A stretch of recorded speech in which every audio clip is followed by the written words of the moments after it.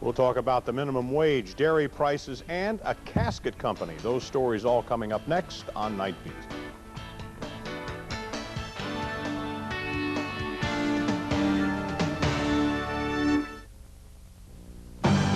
Here are some of the stories you'll see next on 28 Eyewitness News Night Beat. How would you like a 35% pay raise? The state government may make it happen. Bob Wilson has the figures and the story. And, well, some say that troopers and truckers go together like oil and water. What's that all about? We'll have that story at 11. Plus, what's the biggest secret wives keep from their husbands? We know, and we'll tell. Eyewitness News starts right now. Live from WBRE-TV, the station that's taking the lead. This is 28 Eyewitness News Night Beat. good evening. How would you like to get a raise? Who wouldn't? Well, how about a 35% raise? That's our lead story tonight. And that's what some state lawmakers want to do most for those who make the least. 28 Eyewitness News reporter Bob Wilson tells us the issue is moving toward the front burner.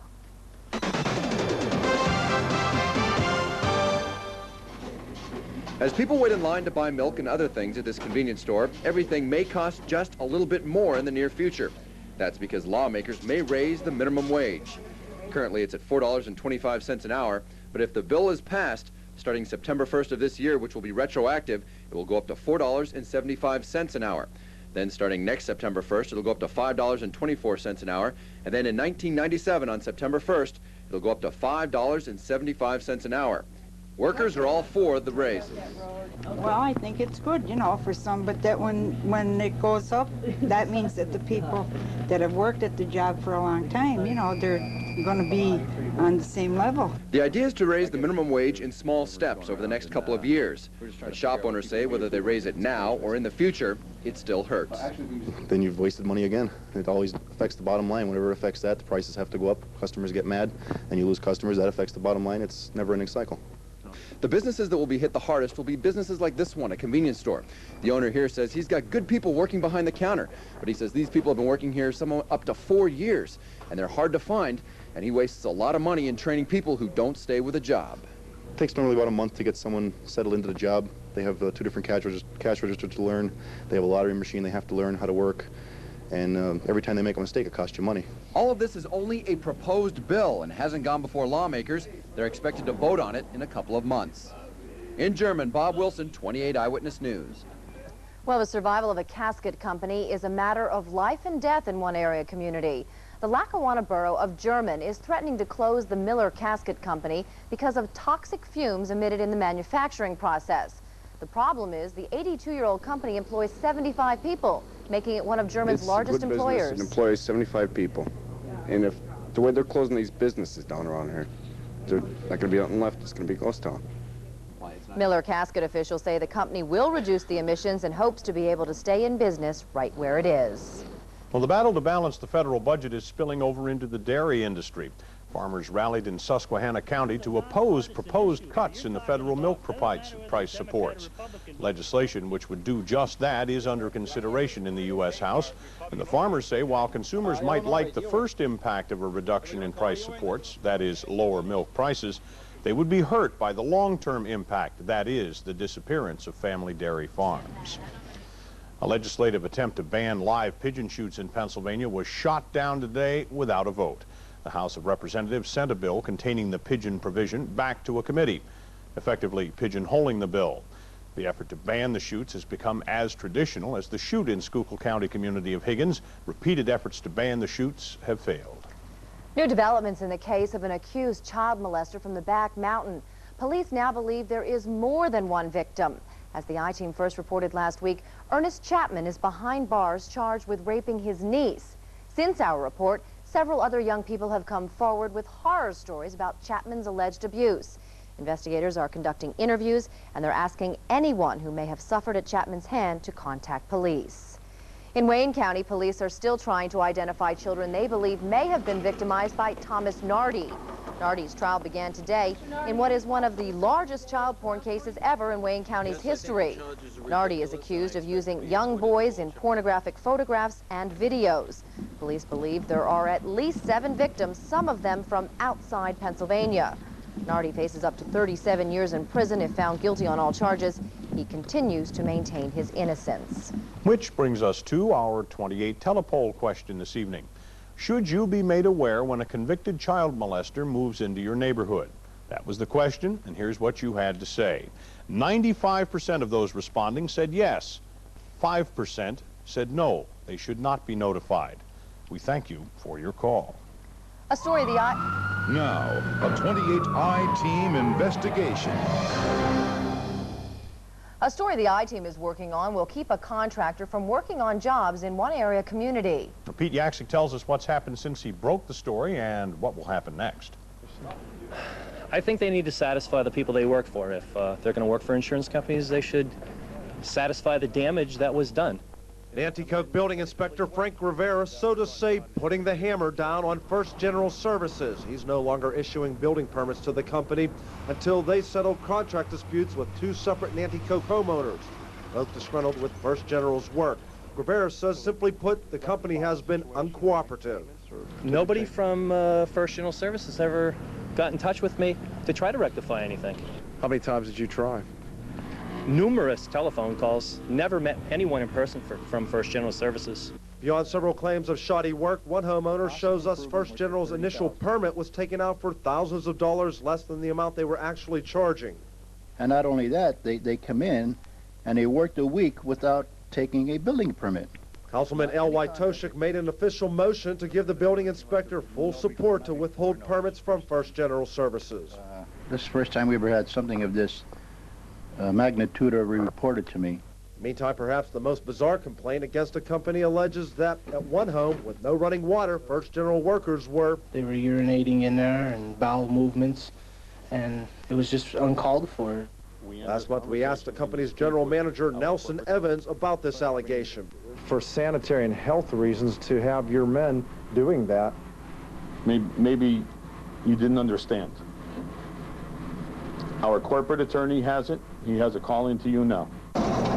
Now, we have yet to receive a phone call from the corporation's attorney, and Nelson Evans would not give us the name of this attorney.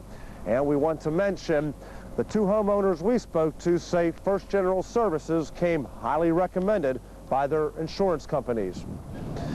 For the I-Team in Wilkes-Barre, Pete Yaksick, 28 Eyewitness News. And still to come on the Night Beat, the Blitz is on. Did it help? We'll find out. Plus, what's the biggest secret wives keep from their husbands? We'll tell you next. Good evening, everyone. I'm meteorologist Jerry Martz. Some cool temperatures for tonight, maybe some rain for the middle of the week, and then some more cool weather for the weekend. That forecast from the Earthwatch Weather Center coming your way in a couple of minutes. Stay tuned. You're watching Eyewitness News Night Beat, anchored by Keith Martin, Dawn Timmeney, weather with Vince Sweeney and the power of Earthwatch, sports with Jim Miller, and the 28I team, backed by the entire Emmy-nominated Eyewitness News team. Where are they? Where are they? Where's what? You know, you know. What? You know. Topless. Not topless. Slotless. I get it. Slotless, why did you say so? It's me, you're clueless. Clueless, I thought you said slotless. Go slotless at Turning Stone Casino. Thruway exit 33. I always go slotless. Waiting for the ultimate chicken finger food? Try new Colonel's Crispy Strips from KFC. Juicy, all-white meat chicken, freshly prepared with our special extra tasty crispy recipe. New Colonel's Crispy Strips are good enough to be a meal, so eat them with a knife and fork, if you can wait that long. Everybody needs a little KFC. And for a mealtime treat, bring home 3 Colonel's Crispy Strips, mashed potatoes and gravy, coleslaw and a biscuit, all for just $2.99. This is what I like, a peaceful afternoon. All together, taking it easy. Relaxing. Well, I'll be. The Ford factory authorized clearance ends soon. It's true. So hurry on in now and get clearance rebates up to $2,000. Package savings up to $2,900. Low monthly lease payments and special financing. Ford's factory authorized clearance ends September 27th. So see your Quality Plus Ford dealer today. Last year, car crashes left over 45,000 Americans dead. Hundreds of thousands more seriously injured. Their lives changed forever as a result of someone else's carelessness. If you're a victim of an accident, do you know where you can turn for help? Coviello and Miller. Our fees and costs come only from money we collect for you. They have had years of experience representing innocent victims. Put their experience to work for you. Coviello and Miller. Call 1-800-528-1114. Coming up later on The Tonight Show, it's Premiere Week. And with News Radio's Phil Hartman, it's Sell, Sell, Sell. Then Miss America, Chantel Smith reveals her secret weapon. A lucky handkerchief. And baseball's biggest little fan meets the Dodgers' Eric Karros, followed by an all-new Conan, NBC tonight. Now, the best newscast in Pennsylvania continues on WBRE-TV. Okay, ask truckers. Most will tell you the relationship between state police and commercial drivers is traditionally a strained one at best. But nowadays, it seems both sides may be working toward the same goal, and that is safer highways. Eyewitness News reporter Dia Wallace has the story. 22 and 33 for the last hour and a half, just trying to get through. They're everywhere. Do you have any idea what's going on? What's going on is a state-enforced commercial truck blitz. You know, I don't know what kind of program they got started there, but it's bad. State troopers are stepping up patrol and closely monitoring big rigs for safety violations. It just takes your time up. It's bad enough we ain't got hardly enough time to get where we got to go. Many truckers like this one think they are targets of unfair police practices, but an operation, Pennsylvania Operation for Safe Trucks, is actually working to soothe and improve relations between commercial truck drivers and state police. After all, like truckers, troopers have a difficult, boring job that's loaded with an element of danger. It's true. We do share a lot of things in common. Yeah, 99% boredom and 1% sheer pandemonium. Under the new program, both sides share highway information.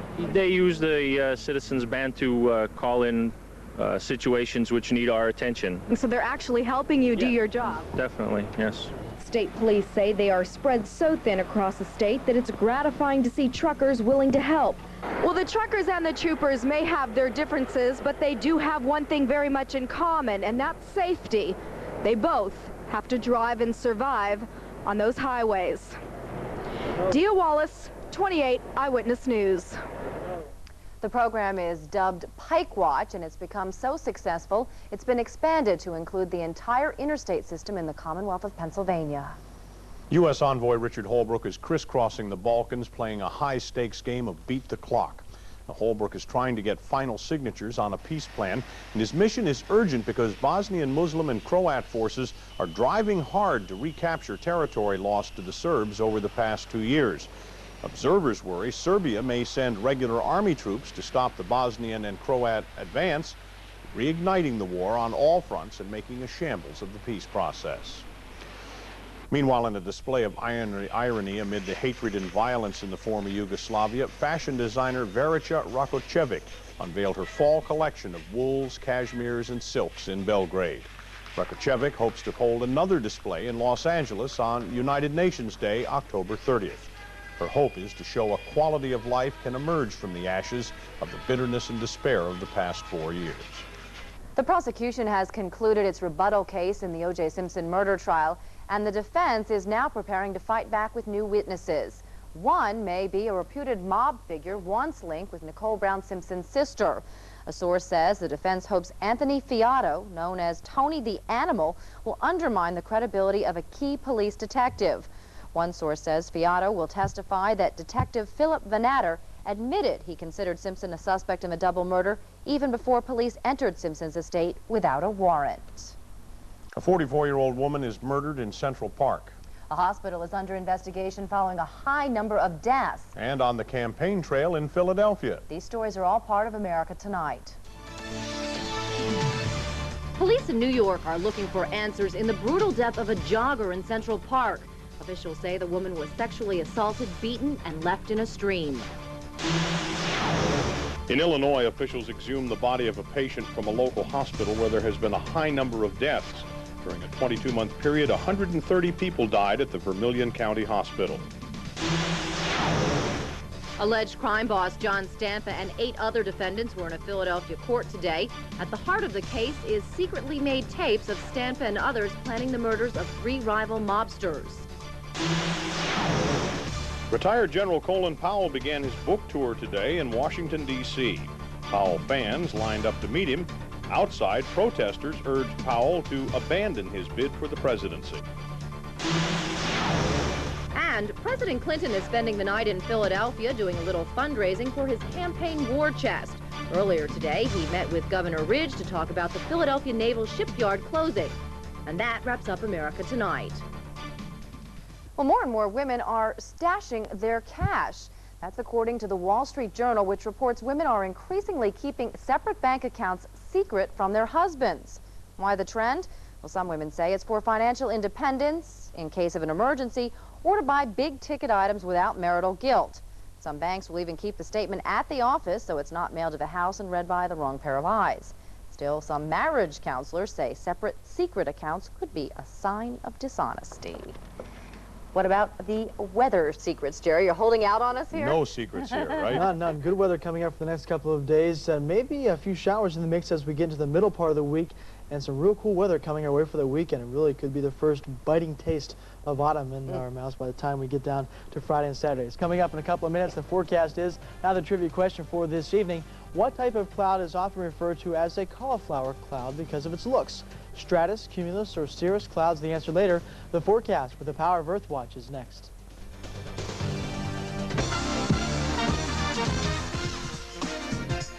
Here are tonight's winning lottery numbers.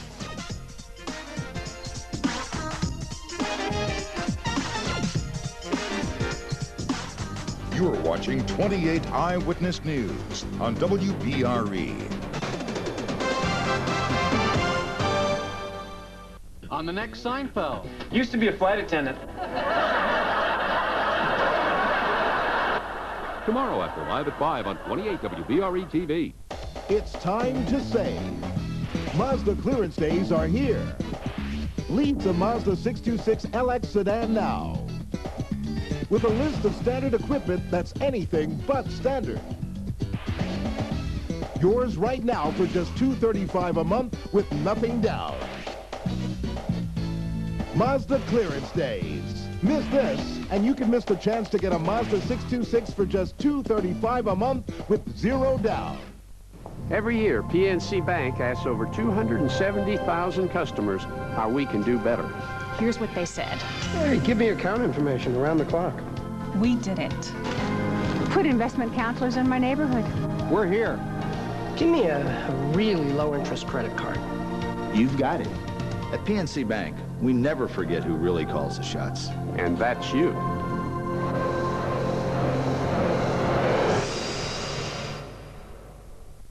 This is where I work, but this is what my job is all about. We're a non-profit recycling company, and we look for help wherever we can get it. I wanted to look for the best way that I could help my community. A lot of our help comes from Janet Maxwell and the folks at Walmart. All you have to do is get out there, participate, and be willing to learn. She's on about every committee that's available around this area. I think it's very important to be the green coordinator for Walmart. And I'm absolutely positive everyone can make a difference with recycling.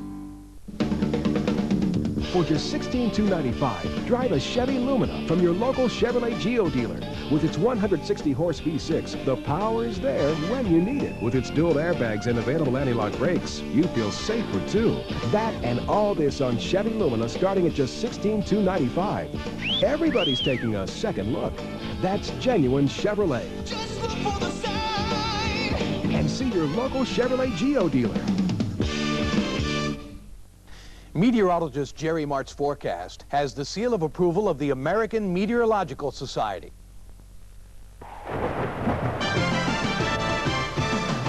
Now, with the Power of Earth Watch, here's your local forecast. Welcome back. Good evening, everyone. Now the double nickel is outside under mainly clear skies. It's going to get a lot cooler by the time sunrise tomorrow comes up. Winds are slackening off now, pretty much calm and clear conditions across much of the eastern two-thirds of the Commonwealth. 2 miles an hour now are the winds. Calm conditions by tomorrow morning. Humidity climbing a little bit. It's now up to around 63%. The barometer 32.1 and holding steady. So numbers for you. Today high 67. The low was 55. Comparing those to normal of 72 and 52. And the records 88 and 35. And the almanac for tomorrow, sunrise 6:45, sundown about 10 after 7 in the evening. Let's go right now to Earthwatch, looking at the temperatures across our 28 neighborhood weather network this 11 p.m. on Monday evening. 45 degrees in Montrose, around 50, upper 40s in Moscow, and also around 49 degrees in southern Luzerne County. 48 in Ashland down in Schuylkill County, and 45 in Clinton County. Again, mainly clear skies, a little bit of a moon there. A great night for enjoying the stars, of course, if you plan on staying warm, and no rain in sight. Again, without many clouds, you can expect that rainfall for the month. So far, about an inch or just shy of an inch up to the north. Also, the similar reading coming in from Moscow. The hot spot in rainfall this month has been Hazleton, 1 1/3 inches there, about 0.8 inches in Schuylkill County, and just over a ½ inch in Renovo. I do expect some more showers are going to be moving across the area, but not until the second half of the week. Let's take a look at the conditions for this evening. Again, mainly clear skies across much of the northeast and the eastern Great Lakes. High pressure is keeping the moisture to the west. Some wet conditions and some very heavy rain and showers and some thunder showers in the upper Midwest and the central plains. And a cool front touching off a few showers down along Florida way and across a couple of the Gulf Coast states. Let's put this into motion for you. High pressure is going to move southeastward over the next 24 hours. The area of pleasant weather is pretty much going to stay across the northeast and the mid-Atlantic. Another nice day coming up tomorrow, and as the high begins to retreat off the coast, the winds are going to shift around to more southerly, warming us up a little bit as we head into the middle of the week. But behind that, we're going to be dealing with a pretty darn cold, strong cold front moving our way by Thursday and Friday. Let's take a look at what's going to happen there over the next 24 hours as we get into the second half of the week. Wet weather is going to be moving in with some showers there. Behind that, chilly conditions. Some places for high temperatures in the upper Midwest, only 30s and 40s. I think we're going to be dealing with 50s, but still one of the colder air masses so far this year. The forecast for tonight, speaking of some cool temperatures, we're going to drop down to around 40 degrees. Some places can be a little cooler, and some places may see a little frost. Starlit and chilly will do it for everybody for tomorrow.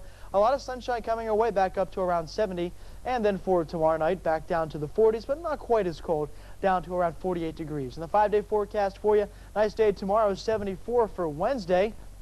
As we head into the second half of that week, a little warm up there, low 70s for Thursday, Friday, maybe a lingering shower. But look at the temperatures being knocked off into the 60s and upper 50s as we head into the weekend. And a quick check with that fish and game forecast for tomorrow. We know again where Vince Sweeney's going to be. Probably catching some Z's so he can get up nice and early tomorrow, and he might want to plan a trip around our fish and game forecast. It peaks at 10:30 a.m. All right. Thanks, Jerry. All right. He'd like to catch Z's if they were about that long. That's right. Maybe that long. Well.